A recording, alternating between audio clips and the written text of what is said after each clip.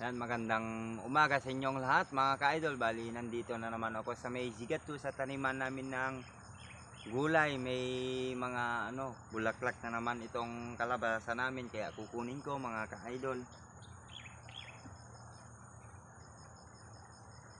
Ito, may bulaklak na naman siya mga idol, kaya kukunin ko. Makapya lamang ka pa idol.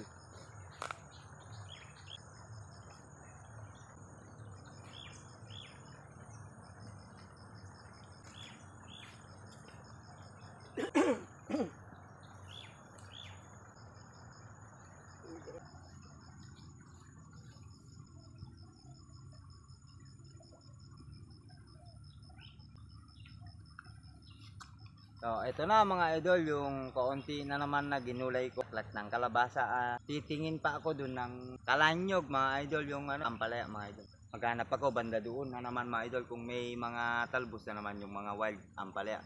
Paggulay pa ako mga idol.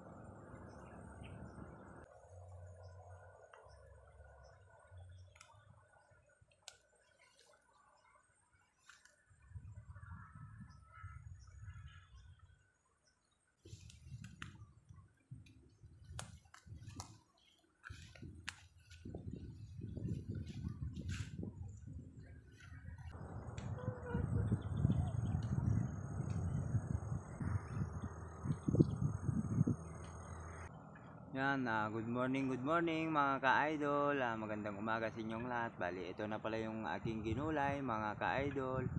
Bulaklak ng kalabasa at saka pechay mga ka-idol. Siyempre, meron din ditong yung wild ampalaya. Yan. Kalanyog mga ka-idol sa ibanag naman, di ba? Solve na naman yung gulay ngayong umaga. May pang-ulam na naman na fresh, bagong pitas lang at saka masustansya pa mga ka-idol gulay. Yan lang mga idol, magandang umaga sa ating lahat. May ulam na naman sa idol na masarap na gulay.